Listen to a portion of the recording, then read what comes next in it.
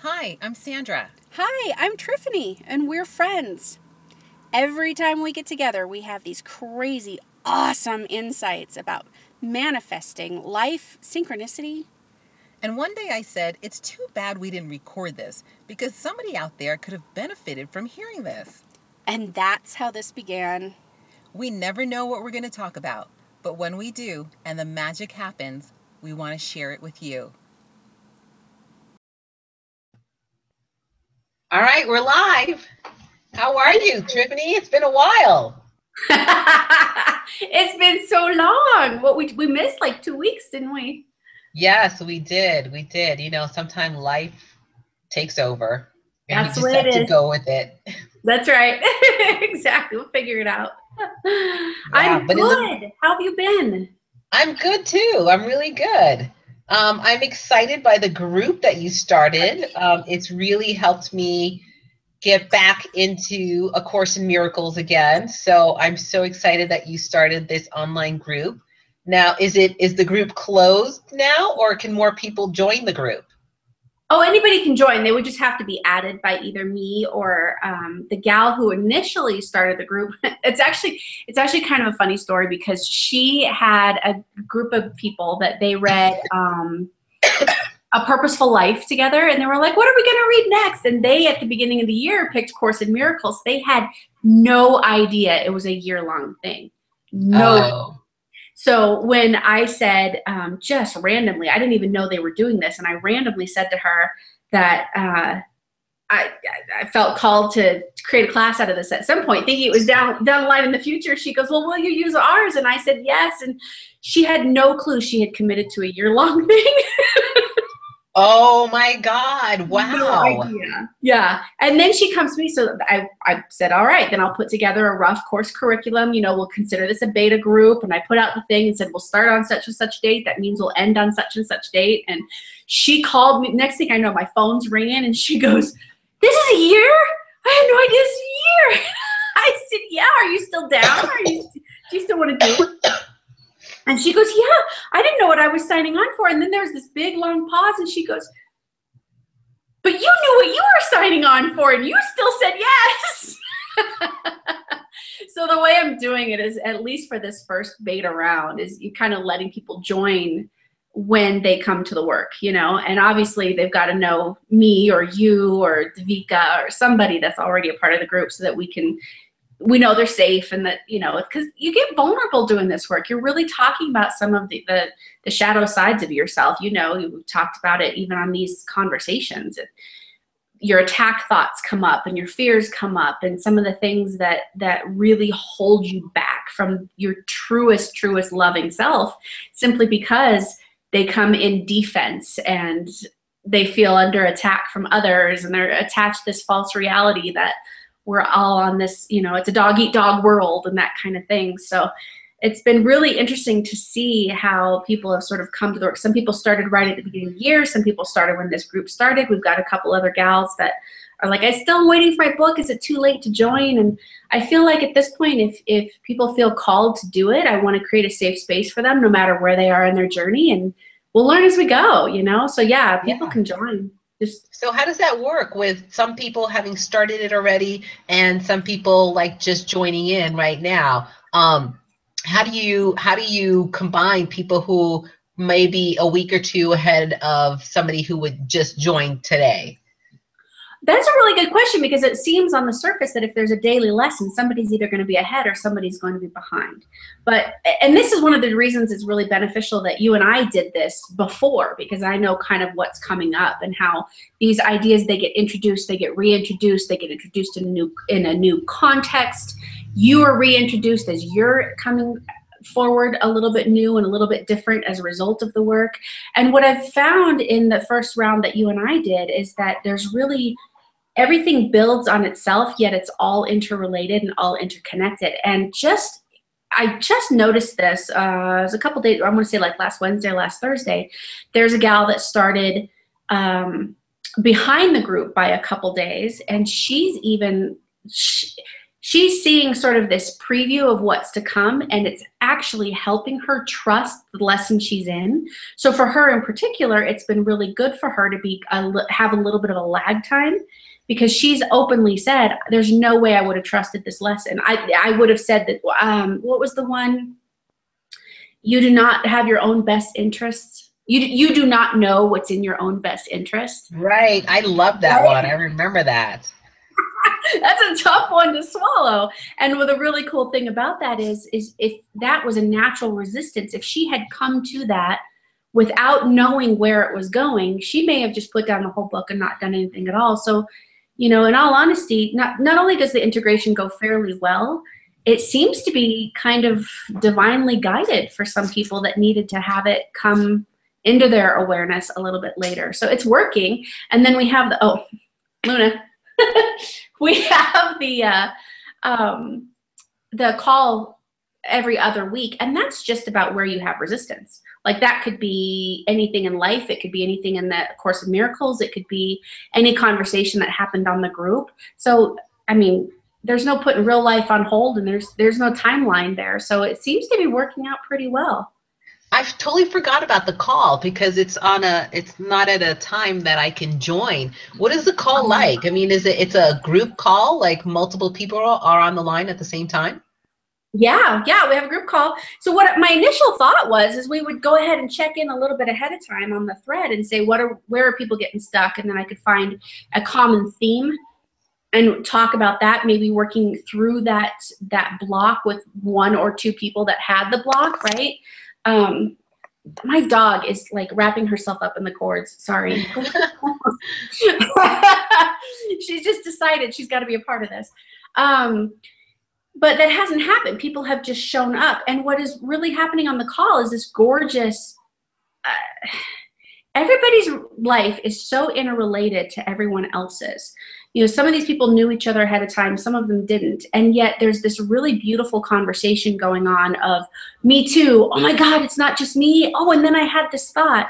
And it's slightly moderated just to make sure we stay within a time frame, but it's still really organic. And it's not, of course, the underpinnings are what we're learning in ACIM, but it's real life. So it's just people connecting on the work that they're doing in themselves, regardless of whether or not it's coming specifically from Course in Miracles or if it's coming from some other class they took or some conversation they had with somebody else that's part of the group. So it's been really, really interesting to watch the vulnerability and the authenticity that these, so far women, all women, not at all on purpose. We do have a couple men in the group, but they haven't been coming to the call. But to see the level of authenticity in these women just completely soul bare in front of people they don't know, that it's really helping other people bare their soul too. I feel like the Course in Miracles is doing the work. I feel like all I did is be like, hey, I have a conference number. Come on in. Uh-huh. I did. That's awesome. It's working out. And hey, why not, right? Like if this is something we can keep doing and have people join, maybe this is just a year-long thing that, you know, we don't start at the beginning of every year. We just keep it on a loop and people can be part of a community that has it, because it is a vulnerable conversation, isn't it? You and I have talked about how hard it is sometimes to find people you trust about your soul work. Right. And people who are also doing their own soul work, and it's not something that's completely foreign to them. Yeah. Because they're even just admitting that you're doing something like soul work opens you up to criticism, doesn't it? Like not everybody understands what that entails, or they think it's all just, you know, fantastical talk, magical talk, things that aren't grounded in reality. And the beautiful thing about the work you and I do, I mean, just as friends, but then also as practitioners, and now as members of this group, is really figuring out how to take that woo-woo magical la thinking and really put it into practice, really put it into use so that it's practical, it's practically applied, not just theory and not just you know, something that can be discounted by somebody's doubt or fear or angst or lack, right? It takes that practice, and it takes doing it again and again. And you had mentioned to me, I believe, that you had felt while we were doing the Course in Miracles together that you had felt that you were being called to kind of bring this out to the world. Can you tell me Yeah. more about that? Oh my gosh. I did, and it was really surprising to me because I really felt like I almost felt like through the first half of it, I almost felt like I wondered if I'd missed the point, because I wasn't having these great big shifts. I wasn't having these great big aha moments. It felt more validating. It felt validating of the work that I was doing. And I kind of thought, well, I'm going to stick with it. I'm going to get through the end of this. But it seems to be more of the same, more of not only what I've read in other places, but also kind of what I'm putting out into the world, you know, a different take, some new language. And I was a little bit been there, done that kind of feeling. And in a couple of my meditations about that point, when I was like, okay, cool, awesome, that means I'm on the right track, this is great, but I wasn't really integrating any of it, about that time is when I started getting these notions in my own meditations that maybe this is something I could specifically add, using the verbiage, the ideas, specifically add to my coursework, or actually specifically teach it. And I went, okay, well, I'll entertain the idea. And that's when I had that conversation with you, and I started reading the teacher's manual, thinking it was going to be like, here's the certifications you need, and here's what your classwork is going to look like. And it wasn't. The teaching manual is more about, here's what needs to be true within you, or else you're not going to be able to teach this. It took what I felt I already knew and turned it around in a way that made me apply everything I was learning differently to myself. So the second half of Course in Miracles hit me in a much more profound way, simply because I had started to have this feeling that I should be teaching it.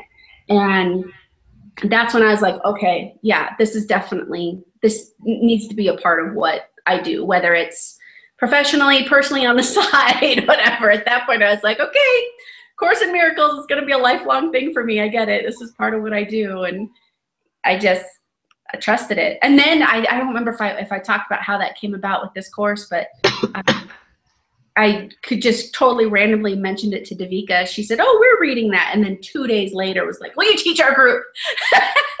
That was the part that I remember the most. Yeah. Oh, yeah. And that's the beauty of this work. That is what is insane about really getting into the ideas and the underpinnings of what Course in Miracles is about, because stuff like that begins to happen. It's always been happening, but it happens in more powerful ways. It's like it speeds up our ability to create what we know we're supposed to do, what we know with a capital K, right? From in here. Right. Because it makes us become more aware of what's happening all the time anyway.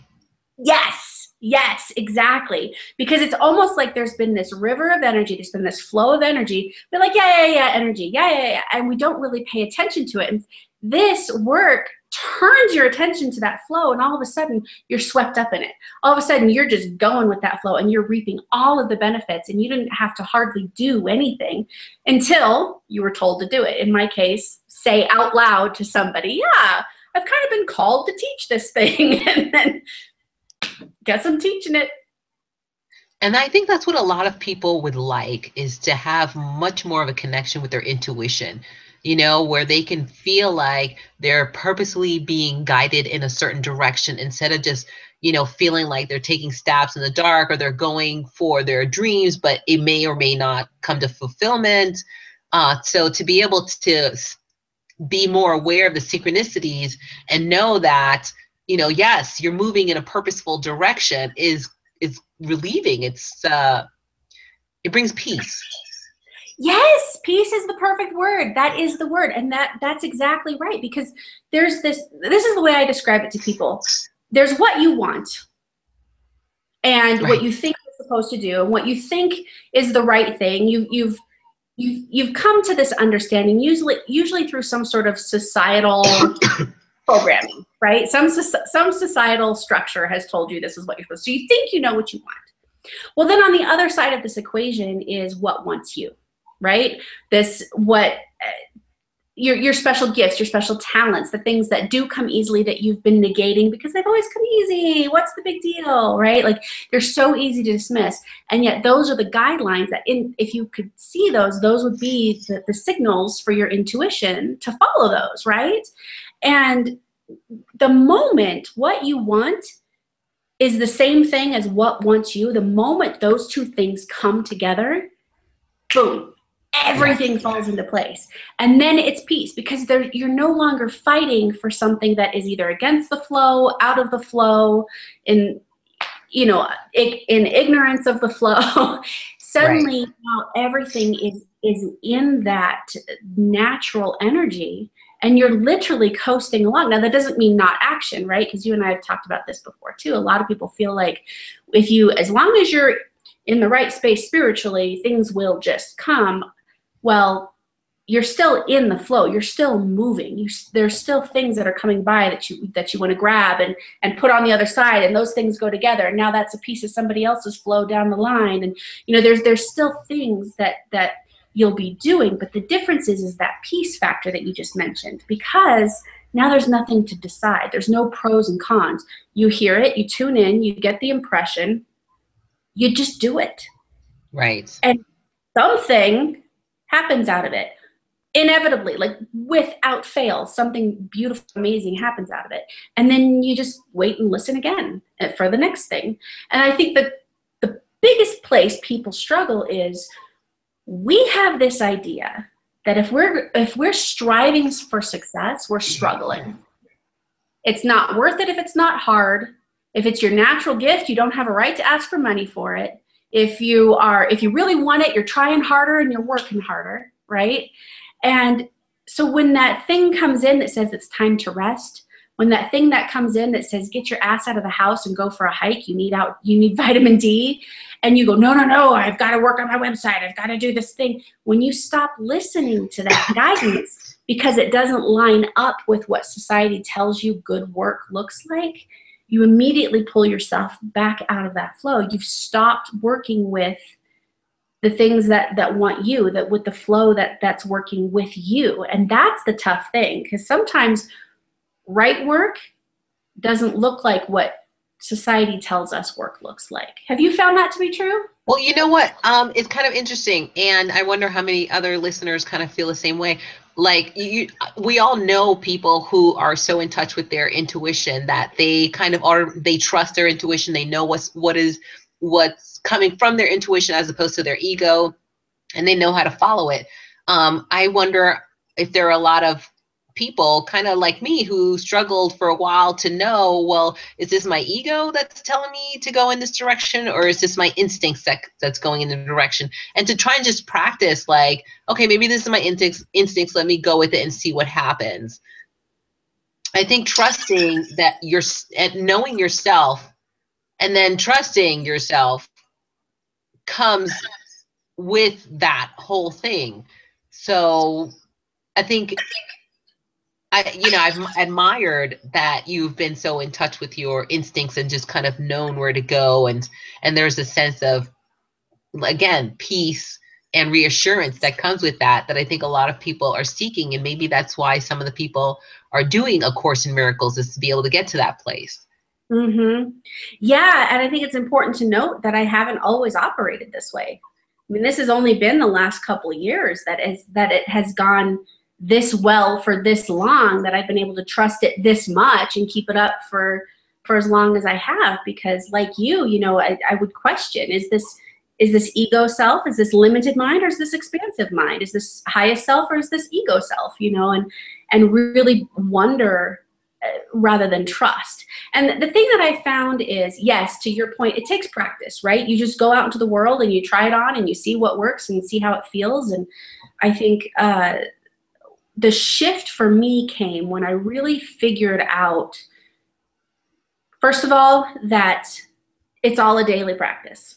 Every single bit of it, the meditation, the journaling, the dream analysis, the staying in touch, the having these conversations, making sure my circle worked in at least a similar way, even if we're coming at it from different angles or with different practices, that we're all talking about our responsibility to the world, not what the world has to change to be responsible to us, right?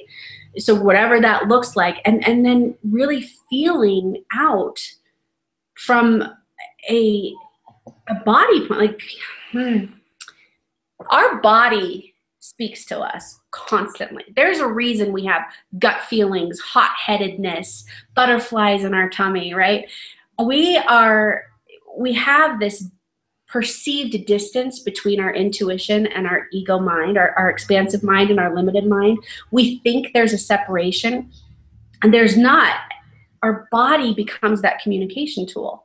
And the more in tune we get with where excitement shows up, where fear shows up, where dread, where joy, where curiosity, where that shows up in our body, then when we turn towards something and we light up and we get excited, that's the only signal we need to go do that thing. Even if that thing is dusting the house, and dusting for some reason has been your most loathed chore. For some reason today, all you can think about is dusting that thing. And when you go to grab that rag, you go, dusting, what? No, I hate dusting. Your ego mind will go, no, the pattern is this old thing from the past, right? That's really getting in tune with that communication device that happens in the body, trusting it, doing that thing regardless of your old past, and seeing how it makes you feel. Because when you build on that and things start feeling better and better, it's freedom. It's absolute freedom from the cognitive tax of shoulds and shouldn'ts and woulds and couldn'ts, and they're going to think this, and we exhaust ourselves to the point that we can't, there's no listening to intuition when we've got a list of pros and cons going on all the time. How did you tune into yours? What has been your turning point? I think it's just been practice in terms of, well, let's see what happens when I follow this route. So I started with things that didn't have a big consequence if I followed it. You know, it's not like, oh, you know, let's just spend all this money on something, you know, nothing big like that. You know, you want to do something. I started off with little things that didn't have a big consequence if it was a mistake, and just started trusting with that. Let me think, what else did I do? I mean, I'm by no means, you know, feeling like I'm at the point where I can totally just live following my intuition. I do find myself being really run by my cognitive mind, my conscious self, directing and desiring certain things and going, this is the way, you know, it's supposed to work, and so this is what I'm going to do. So yeah, I'm still on the path of building up my intuition. What about you? How did you go about building up your intuition? I mean, because I know some people just have it. You know, they're just born with it, you know, and the idea of not following their intuition is foreign to them, and, you know, lucky for them. But for the rest of us who needs to build it up, like, what did you do? Like, what are your suggestions? Well, in all honesty, I believe I've gone in and out of it over the course of my life. I feel like very young, I was highly intuitive and didn't know that life could be that easy. I didn't understand how good I had it because I was that intuitive. And then I sort of bought into that social programming. I sort of thought that my payoff, and I hit like this peak in my life at the big house. I had the business, I had the perfect husband and the perfect family and the whole 9 yards, right? Thinking that my payoff for doing my spiritual work, my payoff for being in tune, my payoff for being a decent human being had happened. And therefore I didn't have to do it anymore. Like it was a chore. Silly me, right? Fell out of it and everything fell back apart. And so I've had to really come to terms with the fact that I get to choose. I get to choose whether or not I engage in this practice of spirituality and intuition and tuning in. I get to choose whether or not I listen to those directives. I get to choose whether or not my partner believes these things, you know, because my previous partner didn't. He was actually vehemently opposed to these ideas. Well, it was easy for me to drop it. I'm like, oh, I've achieved it. We don't have to talk about it anymore. And I've gone in and out of this practice. And I feel like every time I come back to it more sure that it is a better way for me to live, more sure that I am showing up in my purpose to the world when I live this way, and more sure that I can grow it and get better at it. Now, will I fall back out of the practice? Hopefully not. But I'm human, I'm fallible, I might forget, I might reach a whole nother point of success and go, done, don't have to worry about it anymore. But for me, it's really had to come on this roller coaster heels of got it, don't have it. Do I have it or don't have it? Oh, I have it. And really allow that process to be okay, because every single time I've come back to it, I've come back to it stronger and better. And right now, in all honesty, it's been as simple as tuning into my body. It really, for me, is that simple. And granted, I do all the other things, right? I'm meditating at least once a day, more and times. So that's what you were just born knowing. I don't mean to interrupt you, but I'm just really curious about, you know, what you were doing so naturally before your partner was not into this. So like you were just naturally tuning into your body. When I was super little, I was. And then I want to say like late elementary school, junior high-ish, I wasn't. Then it was all about just study hard, just get the good grades.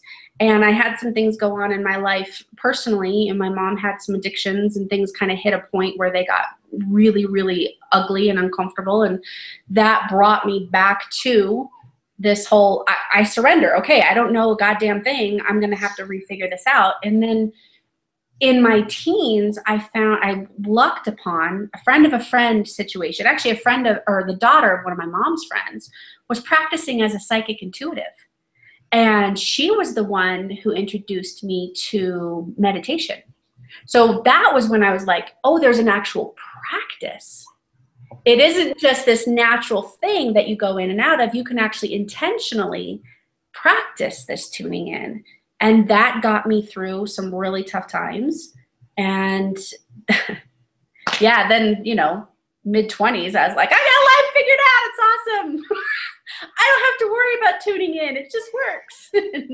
It is for me, just like you said, it is for you. It's a continuous practice. And I feel like I am much more successful when I don't assume I know anything. I'm much more successful at it when I'm asking, where are my answers? Where is my practice?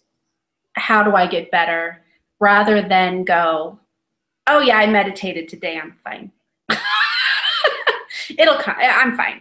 You know, like I don't know that it's something, at least for me, I'm not strong enough at it that I can take it for granted again like I did when I was really, really little. It's a conscious thing. It's a conscious. Unconscious thing. Unconscious, yeah, exactly. It's a conscious choice to practice in the unconscious realm. Yeah. Well, that is so awesome, because, you know, the fact that you were able to do it as a kid means that you know that you're able to do it. And so even if you forget to do it, or there's a period of time when you stop doing it, you always know you can go back to doing it again. So that's kind of a blessing. So yeah, I think I'm gonna start trying to tune into my body, you know, and see, because I think a lot of us treat our bodies as something to be used. You know, we want it to walk somewhere or run somewhere or lift something, or, you know, and we feed it stuff that, you know, psychologically makes us feel better, but may not physically make us feel better. And we're not using it as a divine tool to give us answers to where we should be going in our lives. So that's a really interesting new way of looking at the body and respecting it for it being able to do a much deeper work for us than we give it credit for. Absolutely. Absolutely. And, you know, in all honesty, even though there have always been signs and there have been times I've been able to tune in using the body beforehand, it was Martha Beck's work. She wrote a book called Steering by Starlight, and she introduced something called the body compass. And it's a whole practice of envisioning a positive memory, or she starts with a negative memory so that you end on the positive. So a negative memory, negative meaning uncomfortable, right? Like I don't believe in negative anything. It all serves us. So it's something to build on and learn from, but something that was uncomfortable and painful. And then you scan the body. Where does it show up? Do your shoulders get tense? Do you furrow your brow? Do you clench your jaw? Where does that negativity show up for you? And then that becomes your signpost for something that is uncomfortable or something that is steering you in the wrong direction. Wrong. There's no wrong, but away from the flow, away from the ease that life could be. And then she has you do the same practice with a positive memory, a comfortable memory. And then where does that show up? Does it show up as butterflies in your belly? Do you relax? Does everything go limp? Do you sit up more straight? You smile? And that's then tuning you into what's happening when you're pointing toward the flow. What's happening when you're going toward your inner guidance. And honestly, I have my clients and stuff practice just exactly like you described, with low consequence decisions. So if you're in the grocery aisle and you're holding up kale versus iceberg lettuce, right? Which one, when you're looking at it, when you're thinking about eating it, when you're imagining your body using it, which one feels better? Which one, if they both feel light, which one feels lighter? Mm-hmm. If both feel. Yeah, and I also think that it's important because I've come across some clients who can't distinguish thinking from feeling. And I have to constantly repeat to them, okay, that's what you think about it, but how do you feel about it? And so then they'll say something else that's really completely intellectual, and I'll have to repeat again, great, that's how you feel about how what you think about it, but how do you feel about it? So what you're talking about really is letting go of the thoughts of, well, maybe the iceberg lettuce is cheaper than the kale, and so that's why you should get the iceberg lettuce because it's less expensive. And that's an intellectual rationalization about which one is better for you. It's not a feeling state. It's not a message coming from your body saying this one is the better one to go for. Exactly. And the amazing thing is the more you do this, not only do those decisions get easier, they're no longer decisions, you just know, right? Not only does that happen, but you end up with these built up synchronicity. So let's say you trusted that kale for one reason or another felt better, and then you get home and your daughter goes, Mom, I'm making this project for school and we're supposed to do kale chips. Can we go get kale? And it always ends up working out this way, where when you trust that one thing, now there's one more thing to trust.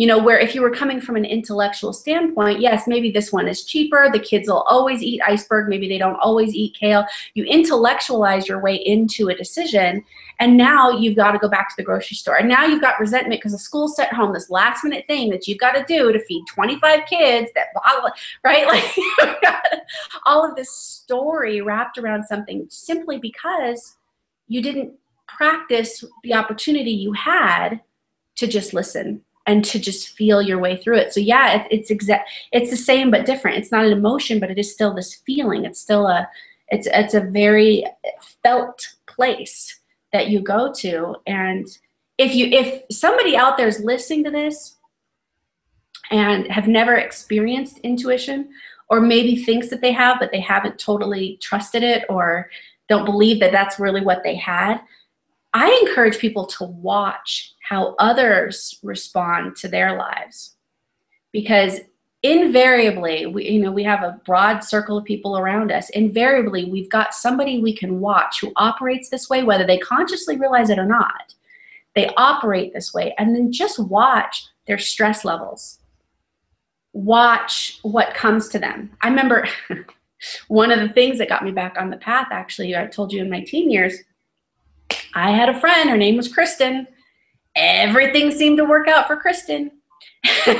We were on some bus trip up to Vail or something, and she lost her wallet, or I don't remember what it was. Something was in her bag and wasn't what she thought it was. And it just so happened that she had some cousin that was going to be in Vail at the same weekend. And so her mom packed a second bag full of this stuff and sent it with her cousin. I mean, she was without her wallet for a couple hours, but she didn't have to go without. Things always worked for Kristen. And I remember watching her going, she knew it. Like she couldn't see it, she wasn't consciously aware that she had this gift, but what tuned me back into my gift was watching her use her gift. So if, somebody's out there struggling, we have this reflection out there. We have a mirror that we can look at to glean these same practices and see how they're impacting the people around us. Have you ever watched somebody who it just seems to always work out for them? My daughter. Yes. Oh my gosh, Simone's amazing at this, isn't she? Oh yeah, it's incredible to watch. And to some extent, I think my brother as well. Yeah. Do they share a similar feel, the two of them? I don't sense a similar feel between them, but I just remember always saying, my brother was born under a golden star. Uh-huh. It sure looks like that, doesn't it? Yeah. So does your daughter then, does she know that is she aware of what she's doing? I don't think so. I don't think so. I just hope she doesn't lose it. Yeah, yeah. Well, I Yeah, and I wonder. don't think my brother is aware of it either. He's certainly not spiritually minded. So, it's just something that some people were just given in Yeah. this lifetime. Did he ever go in and out of it, or is he always just sort of been Always just been that way. Yeah. And never really spiritual at all, or religious even. So is he looking at the world wondering why the hell we can't figure this out? Probably. Oh. No, I'm sure he thinks that it's because of, he got an education and he got a right job and he's stuck with the job and he's climbed the corporate ladder. And so I'm sure he's got traditional, rational explanations for why things have gone well for him. He made the right decisions, but he's not one to take a step back and say, well, what made me make those right decisions? Right.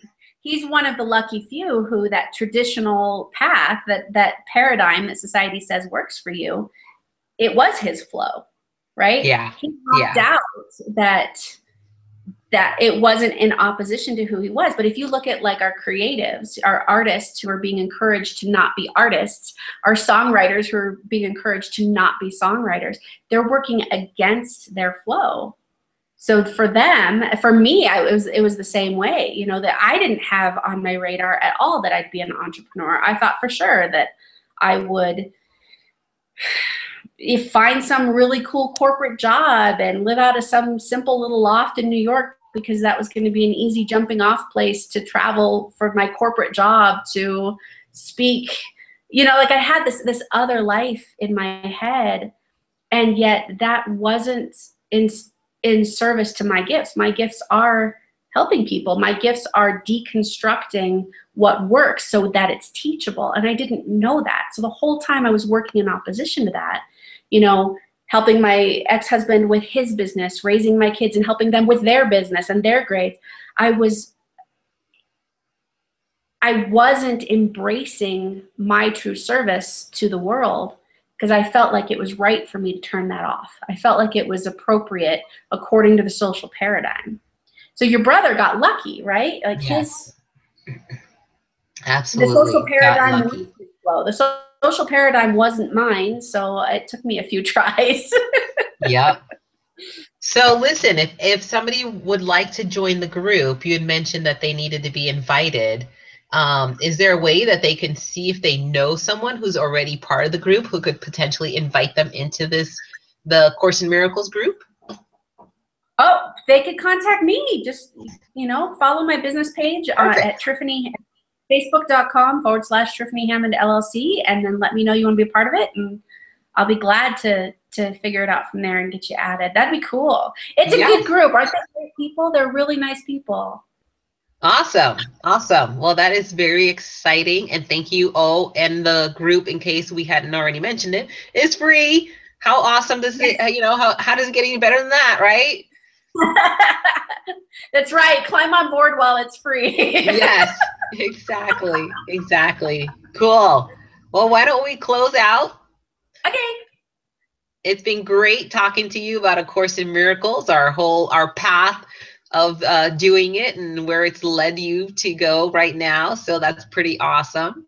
Yeah, Very, very thanks. awesome. I feel like that because we talked about this thing, you know, I kind of monopolized the conversation. So I want to, next time we talk, is talk about you and the Universal Law project that you've been working on. So Yes, yes. I don't know if you've already seen it, but it was a couple of weeks ago I put out the YouTube video, The Law of Belief, which a lot of people don't know about. Yeah, it gets confused a lot of times with the law of attraction, but the law of belief is totally different. So it is out there on YouTube.